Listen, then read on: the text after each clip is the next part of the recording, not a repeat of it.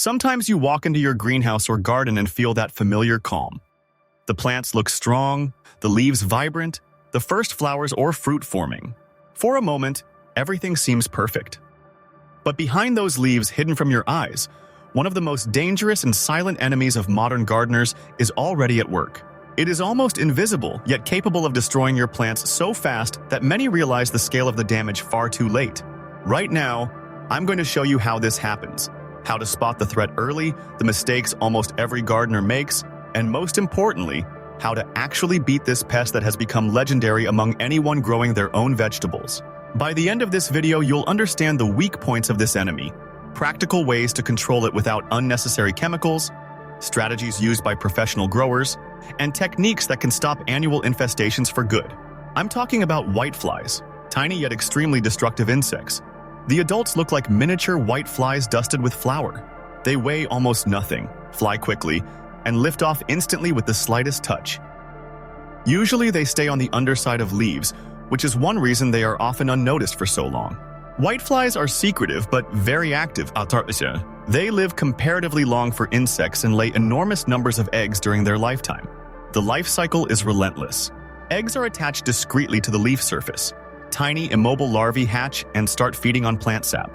They excrete sticky honeydew, which becomes a breeding ground for sooty mold, covering leaves in black film, blocking light, and suffocating plants.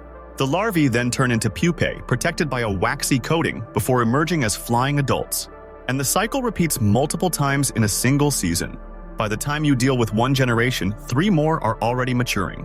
The real danger is not how much sap they consume. The bigger threat is the viruses they carry, some extremely aggressive, like the yellow mosaic virus in tomatoes.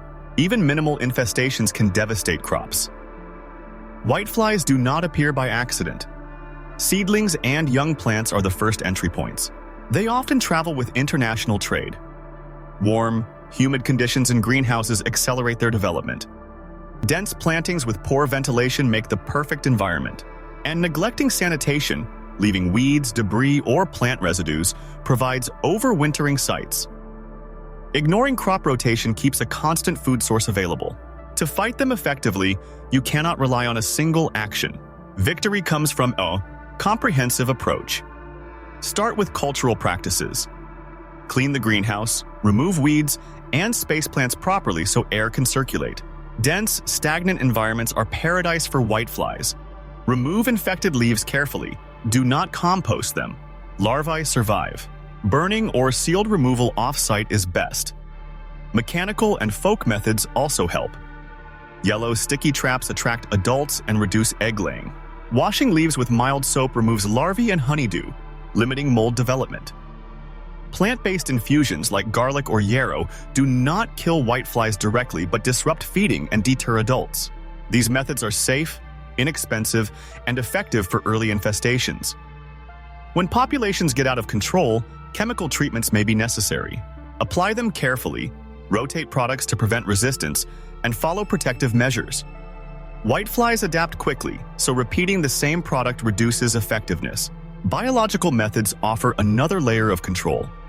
Safe for people, pets, and pollinators, they can be applied in homes or dense greenhouses. Alternating products like beneficial nematodes or microbial sprays increases efficacy. Nature itself provides allies.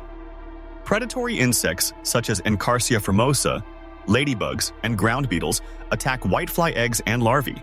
Attracting these helpers with companion plants is highly effective, but avoid using chemicals that kill them. Prevention is key. New plants may already be infested. Quarantine for 1 to 2 weeks. Inspect the underside of leaves and treat with a biological product. Monitor temperature and humidity in greenhouses. Keep warm and humid conditions in check and avoid planting susceptible crops together. Remove all plant debris at season's end and disinfect the greenhouse. Close the season cleanly and the next year starts without hidden infestations. When all these steps come together, fighting whiteflies becomes a routine rather than a battle. The secret is early detection, consistency, and order. Now you know how whiteflies behave at every stage and how to stop their cycle. This is not about quick fixes or magic sprays. It's a real, proven strategy. When you act systematically, whiteflies stop being a disaster.